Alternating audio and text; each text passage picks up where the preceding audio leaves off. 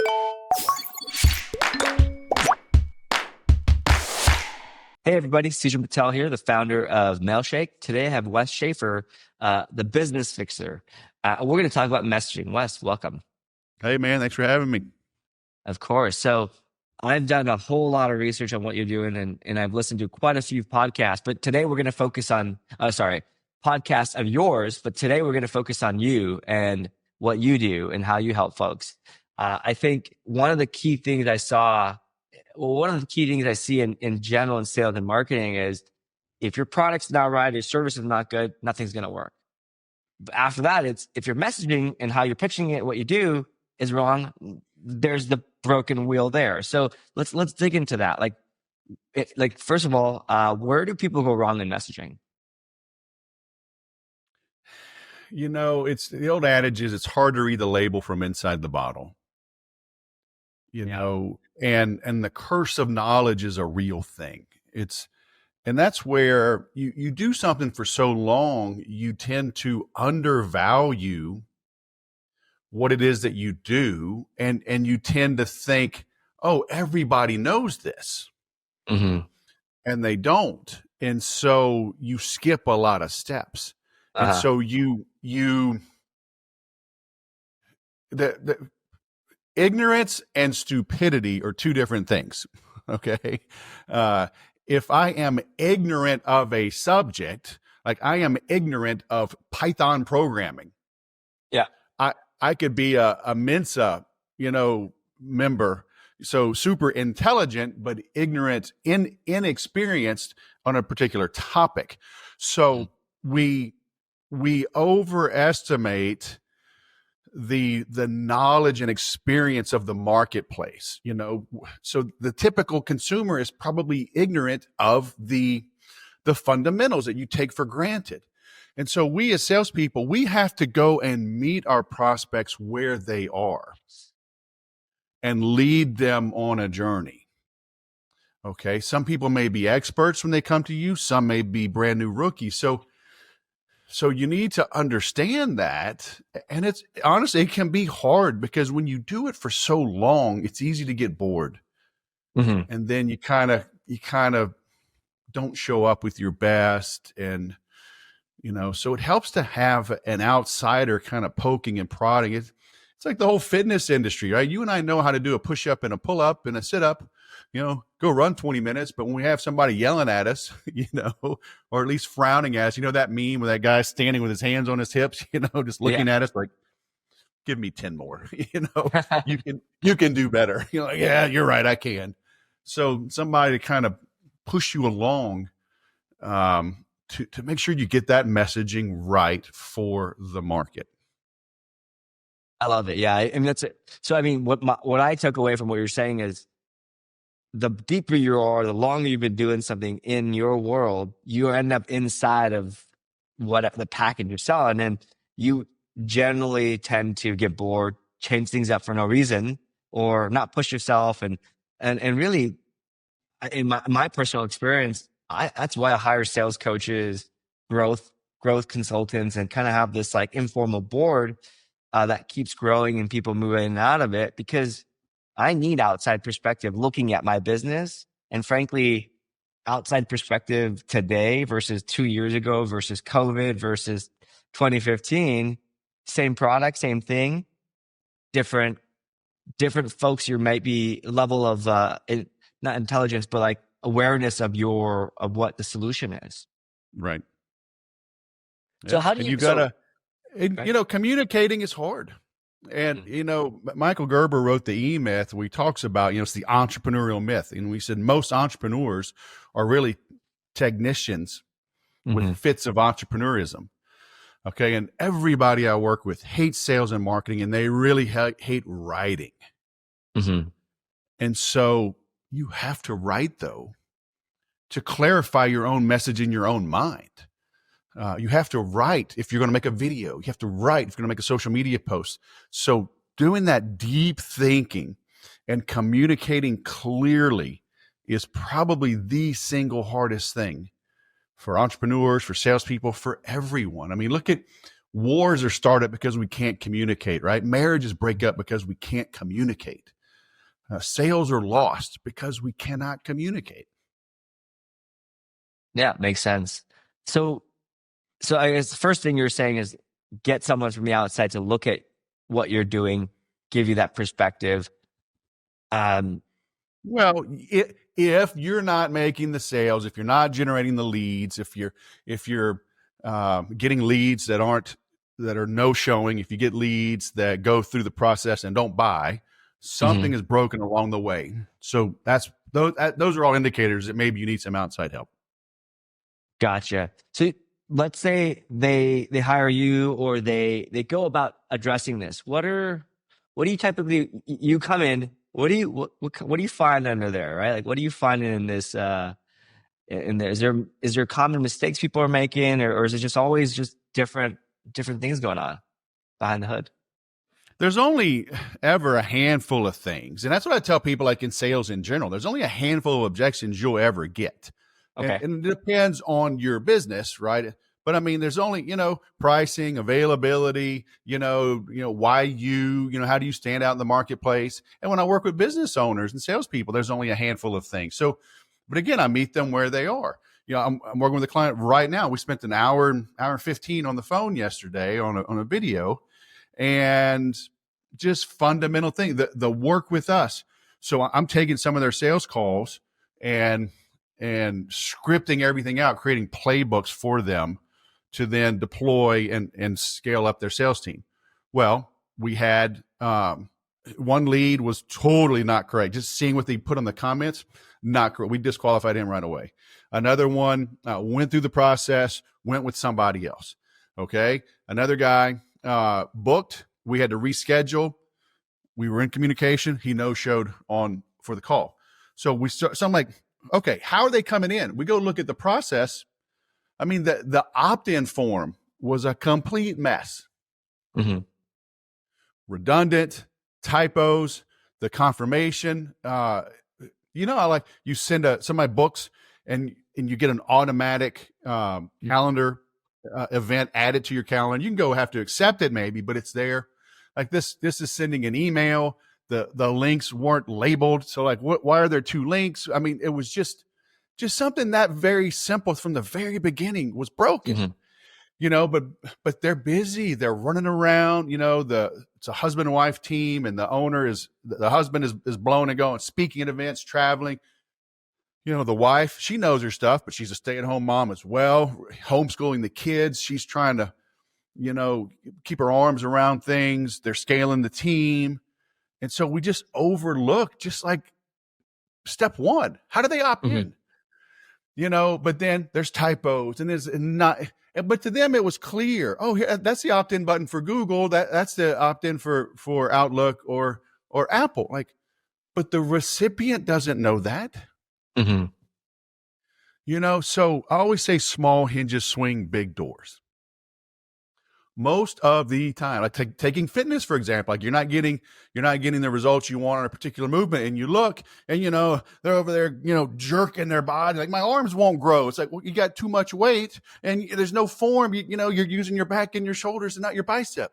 Cut the weight in half, focus on form. Like, oh my gosh, my arms are exploding. It is always an easy fix. Okay, well, let me say this. It's always a simple fix.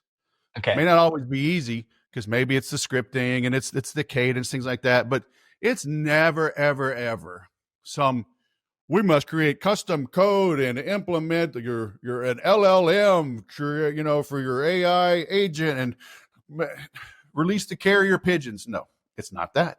It's something fundamental. I love it. Yeah. And you're right. It's a simple fix probably seems challenging or could be challenging to implement, right? But like you're right. Like this, and one of the things I heard you say was around that messaging, the coherency, the whole flow experience is so critical to just make sure you have buttoned up, right? Like, okay, they might be in it. You might have bad leads and they're just signing up because they thought you were, a different thing. We have this company called Shift, which is a scheduling and timekeeping tool. We get a lot of leads of people who want video conferencing, right? And so we had to add that filter just because we have a similar, similar name, and it's just Oh, yeah, yeah, makes yeah. it makes me feel good that we got more leads, but no, 8% of leads are just looking for a video Yeah. conferencing. We just don't And do that's a that, waste of right? your time, right? I mean, Yeah, that's 8% of your time that's wasted. And if you have yeah, 2,000 hours in a year, right? 8% of that's 160 hours, right? That's a month. That's 4 yeah, weeks. yeah. It's a lot of time. Exactly. Fix that, Um, right? yeah, So exactly. again, So, like you peel through that, that's an easy fix, right? mhm. That one's easy and simple, but you got to look through it and say what's going on here. And so narrowing that focus, not all leads are good leads, like you found out. Yeah, absolutely. And I love what you're saying is like it's never a it's never like, oh, you're not using AI correctly. No, it's like you're missing the easy calendar button and adding an invite, or probably more often than not is you're not sending them a reminder message or two or 10 in between the calls or whatever, right? Some of these things are just broken in that. I'll call it like the plumbing is always broken. Um, when you come in and or validation or whatever. So that makes sense. And that's where a lot of folks probably get stuck, right? In the weeds, or they like, no, I want it this way, or like this, let's use this new fancy tool. Well, if you're selling to restaurants, maybe you shouldn't be the leading edge in calendar scheduling. You should just use something they can use, right? Yeah. Well, I have a whole consulting package called Process Before Login. And I walk people through their technology stack, and we just find all kind of things, man. There's duplication, there's wasted money. They're not talking to people because they're on hold, trying to get some dumb thing to work. And I'm like, man, why don't you call somebody, email them, send them a text, ask them to buy from you, stop messing around, because we see all this stuff. Oh, it's all AI today. Like, no, it's not. It's not. It's still humans. AI is making it noisier right now. Yeah. So whoever can be the most human right now wins. Love it. Love it. I wanna end, and this has been awesome. I think there's so many simple or easy, or maybe at least to understand. To fix your problem, that's on you. It doesn't have to be complex, but understand sometimes it can be. I want to end with a messaging note, right? So, uh, so you mentioned like common signs that messaging isn't working is people aren't buying from you, right? Something's not working in from the conversation to the transaction. Um, any other things around messaging you think people are doing wrong, or they can start to look at how to go about fixing it? I think consistency beats creativity. Okay. Okay. People try to get too cute and they try to emulate. I don't know who was the first one to do it. Maybe it was the Dollar Shave Club or one of those where the guy walks like continuously, and punches a bear or whatever. And, cool commercial. Okay, great. Or the poopery. Did you ever see the poopery? Or Mm-hmm. they spray the stuff in the toilet. The woman's like, she's sitting there in her dress, like, woo, I just went number 2. And I'm like, okay, cute, memorable, creative, and those worked. But when you try Mm-hmm. to emulate those, you're like, okay, you're just a knockoff. Mm-hmm. You need to be consistent. When people hire me to write for them, most of the time they are shocked at how little I write, especially on an email follow-up campaign, a drip sequence. People, it's like dating, your girlfriend is not won over because you write her a book. She's won over because every day you show up. Instead of a bouquet, you bring one flower. Maybe you pick a flower, on the way over. You bring a cup of coffee. You meet her after work, just to walk in the park before you go home. It's like you show up. Mm-hmm. So it's the consistency that shows your interest okay, versus the creativity. And creative is fine if you come about it naturally and organically and, but focus on consistency first. Love it. Love it. Yeah. Consistency and continuity between the whole flow, right? Like you Yeah, start talking about. continuity. So a word I like related to continuity is congruent. Fair enough. Okay. Yeah. And so it's all similar, but like I always say, like you have Neiman Marcus, you have Target, you have Walmart. Okay. If Neiman Marcus is running a promotion, and you pull up in the parking lot and they have a hot dog stand, and they're handing you foil wrapped hot dogs and a lemonade. Mm-hmm. I mean, I went to Costco last week, got me, the $1.38, $1.50 hot dog and Coke special. Hey, knock yourself out. But I expect that from Costco. When I show up to Neiman Marcus, I expect a silver tray with champagne, maybe shrimp cocktail. Mm-hmm. It's congruent. Because a confused mind says no. So if there's something that doesn't match, if I see this elegant ad and I hop on your website, and there's a clown, shooting confetti, I'm like, okay, it's cute, it's interesting, but it's not congruent. Yeah. So a confused mind says, oh, we pause, we take a step back. So we're stopping momentum. So but it's hard to do, man, and that's why outsiders exist, why we have jobs, right? Absolutely. The web designer, the, wedding photographer, they're great at those things. They're not always great at telling their message and creating that congruent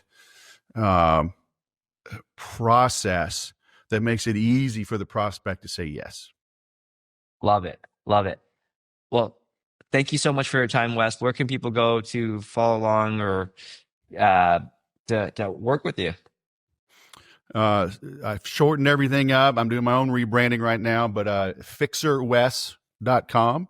So that's the business fixer is my new branding because I'm doing more than just sales. So fixerwes.com, everything's there. Social media, you can contact me. I offer a 15-minute free call, talk about whatever's going on and see how I can help you. Thanks, Wes. Appreciate your time. Hey, man, thanks for having me.